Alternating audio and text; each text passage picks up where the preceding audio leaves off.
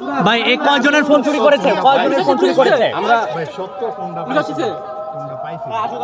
আমরা ভালো মানুষ, ওর গায়ে একটা হাতও তুলি নাই। আচ্ছা কয়জনের ফোন চুরি করেছে? একজনের এক মিনিট কার ফোন চুরি করেছে?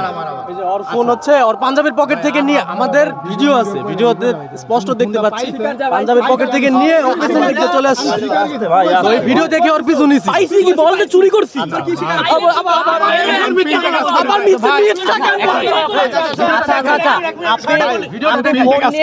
আপনি ফোন নিয়ে বের হয়ে এসেছেন কেন? ভাই আমি ওদিকে একজনকে কইছি যারা ফুল পরিষ্কার করে, আমি কইছি ভাই একটা সেট পাইছি, তুমি ভাই ফোন রিসিভ করে দিয়া দাও।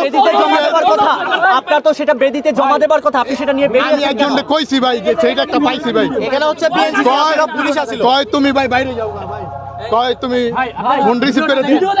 আমি এখন বাইরে গেছি, ফোনটা রিসিভ কইরা ভাই কথা কই হ্যাঁ ফোন দিয়া দিমু। এখন হেরা কইতাছে যে তুই আমার ফোন নিছস কে? আমার আমি পরে কইলাম যে ভাই ফোনটা আমি পাইছি।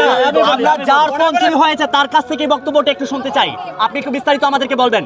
আমি ওদিকে যাচ্ছিলাম ফুল দিতে, জি। তো ফুল দিয়ে এসে হঠাৎ করে দেখি যে মোবাইল নাই, জি। এটা প্রথম কথা। তারপর হচ্ছে ভিডিও দেখলাম, ভিডিও দেখে উনার এই শার্ট প্লাস এই হাতের একটা পতাকা ছিল এই যে, তো এগুলো দেখে তারপর হচ্ছে সাথে সাথে সবাই আমরা সরাই পড়ছি যে এই শার্ট খুঁজতে। তারপর হচ্ছে পাইছে এই পাওয়ার পর তার পকেটে ফোন পেয়েছেন কিনা? হাতে একদম হাতে পাইছে। কে আলামিন একজনের কাছ থেকে শুনতে চাই। ওই যে ও ছিল, পাওয়ার সময় ছিল। আমি বাইরে আমরা দুইজন দুই দিকে আসছি, তখন দেখেছি উনি ফোনে কভার খুলতেছিল, সাথে সাথে উনি অস্বীকার করতেছেন। মিথ্যা বলবেন না। আপনারা কি ঢাকা বিশ্ববিদ্যালয়ের শিক্ষার্থী? হ্যাঁ, আমি ঢাকা বিশ্ববিদ্যালয়ের শিক্ষা গবেষণা শিক্ষার্থী। আপনি শহীদ মিনারের এসেছেন কোথা থেকে? শহীদ মিনারের কোথা আমার থেকে বাসা নারায়ণগঞ্জ ভাই, আমি বিসিকে কাজ করি, প্রিন্টে কাজ করি, বিসিকে প্রিন্টে কাজ করি। আপনারা এখন ওনাকে কি শাস্তি দেবার বা কি কোথায় নিয়ে যাওয়ার ব্যাপারে চিন্তা করছেন? আমরা পুলিশের হাতে দিব। ওকে।